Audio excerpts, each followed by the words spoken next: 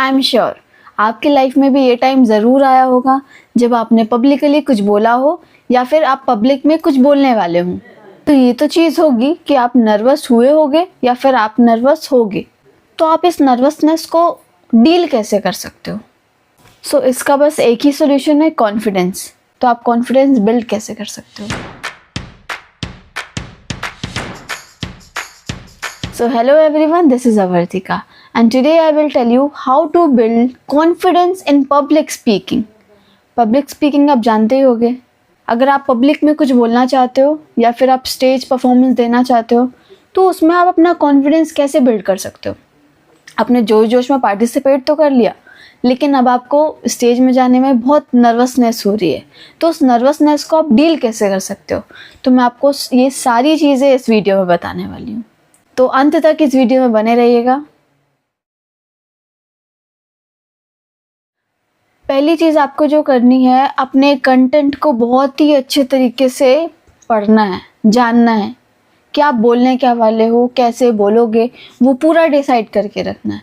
And जिस topic पे आप तैयारी कर रहे हो, जिस टॉपिक जो आपका कंटेंट है, उसे एकदम अच्छे से घोट के पी जाना है कि आपको अगर कोई उस चीज़ के बारे में आड़ा तिरछा कुछ भी पूछ रहा है तो आपको वो बनना चाहिए। तो इससे आपका कॉन्फिडेंस बिल्ड होता है। अगर आप उस कंटेंट के बारे में हर चीज़ जानते हो तो इससे आपका कॉन्फिडेंस बिल्ड होता है। तो आप नर्वस नहीं होगे और आप अच्छे से परफॉर्म कर पाओगे। तो आई होप आप समझ गए होगे कि आपको अपने कंटेंट को बहुत अच्छे से तैयार करके रखना है। सो सेकेंड थिंग आपको जो करनी है, प्रैक्टिस प्रैक्टिस प्रैक्टिस। मैं शुरुआत से अपनी सारी वीडियोस में बोलते आई हूँ कि प्रैक्टिस के बिना कुछ नहीं होगा, आपको प्रैक्टिस करनी पड़ेगी। So practice cube. आप जितना अच्छे से प्रैक्टिस करोगे आपको उतना अच्छा कॉन्फिडेंट होगा, आप उतनी कॉन्फिडेंटली स्टेज में परफॉर्म दे पाओगे। तो आपको बहुत प्रैक्टिस की ज़रूरत पड़ेगी। अब थर्ड पॉइंट है स्टार्ट स्मॉल। अब स्टार्ट स्मॉल का क्या मतलब है?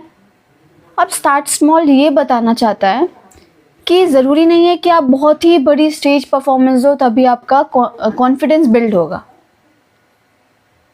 आप छोटे से शुरुआत कर सकते हो। पहले छोटे छोटे ग्रुप्स में बोलो, फिर छोटे छोटे स्टेजेस में बोलो, फिर कहीं बड़ी चीज़ में आप पार्टिसिपेट करो। उससे आपका एक लेवल बना रहेगा, तो आप इजीली अपने कॉन्फिडेंस को लोगों के सामने प्रेजेंट कर पाओगे। ईज़िली आप अपने कंटेंट को लोगों के सामने प्रेजेंट कर पाओगे। So start small. हमेशा छोटे से शुरुआत करनी है, डायरेक्टली बड़ी चीज़ पे जंप नहीं करना है। And fourth thing, focus on your audience. Focus on your audience. इसका मतलब है अगर आप लोगों के सामने आँख मिला के बात नहीं कर पा रहे हो तो वो सामने वाला आसानी से समझ जाएगा कि आपके अंदर कॉन्फिडेंस की कमी है।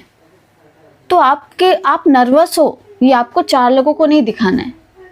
उसे डील कैसे करना है? आप आई टू आई कांटेक्ट रखो, उससे आपका कॉन्फिडेंस खुद ही बिल्ड होगा और आप जो बोलना चाहते हो वो आसानी से बोल पाओगे।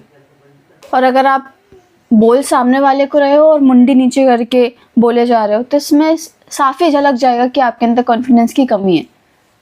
तो आपको आई टू आई कांटेक्ट करके बात करनी है। अब बी फोकस्ड, अपने ऑडियंस को फोकस करना है।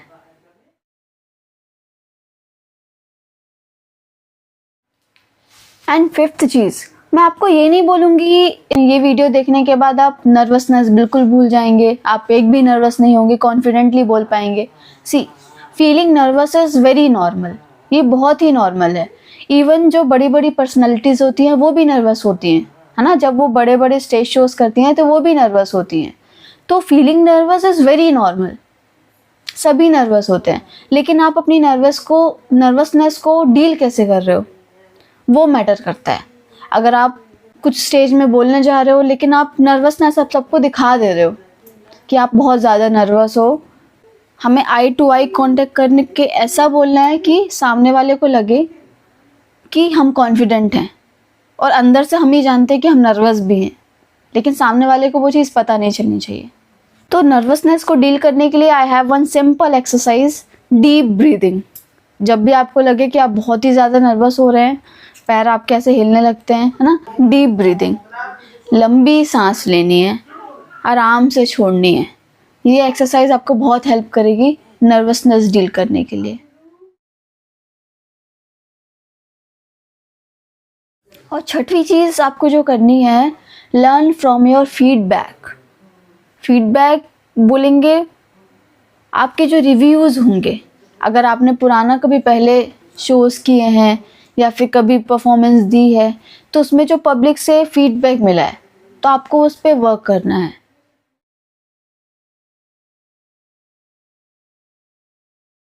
एंड सातवीं चीज़ आपको जो करनी है, treat your family as audience. तो आपको एक ऐसा प्ले करना है कि आपकी फैमिली पूरी सामने बैठ जाएगी और आप यहाँ पे खड़े होकर सामने परफॉर्मेंस दोगे। आपको जो बोलना है, जो भी आप अपनी स्क्रिप्ट तैयार करी है आपने, उनके सामने बोलिए, है ना। तो अपने फैमिली को आपको ऑडियंस समझना है, तो उससे आपकी प्रैक्टिस अच्छी होगी। और लास्ट चीज़ आपको जो करनी है, टॉक विद मिरर। आपको मिरर से बात करनी है। आप मिरर के सामने खड़े हो जाइए और आपको जो भी आपने कंटेंट तैयार किया है वो प्रेजेंट करिए। तो अगर मैं प्रैक्टिकली बोलूँ तो जब मैं तैयारी किया करती थी, जब मेरा कोई ऐसा शो होता था या फिर मुझे कहीं प्रेजेंटेशन देना होता था, तो मैं ये मिरर प्रैक्टिस बहुत किया करती थी, क्योंकि मेरी फैमिली में कोई ऐसा था ही नहीं कि मैं जिसके सामने बोल सकूं, जिसको सुना सकूं। तो मैं क्या किया करती थी, मिरर के सामने प्रैक्टिस किया करती थी। तो मैं ऐसा फील करती थी कि जो मिरर के सामने है, लाइक जो मिरर में इमेज दिख रही है, वो ऑडियंस है। चीज़ पर्सनली मुझे बहुत ही हेल्प की थी, तो आप भी ये ज़रूर ट्राई करिएगा। और ये जो सारी चीज़ें मैंने आपको बताई, ये सारी मैंने प्रैक्टिकली खुद आजमाई हैं, तो मैं आपको कॉन्फिडेंटली बोल सकती हूँ कि ये सारी चीज़ें मुझे हेल्प करी। तो thank you so much for watching. अगर वीडियो पसंद आई हो तो please subscribe to the channel.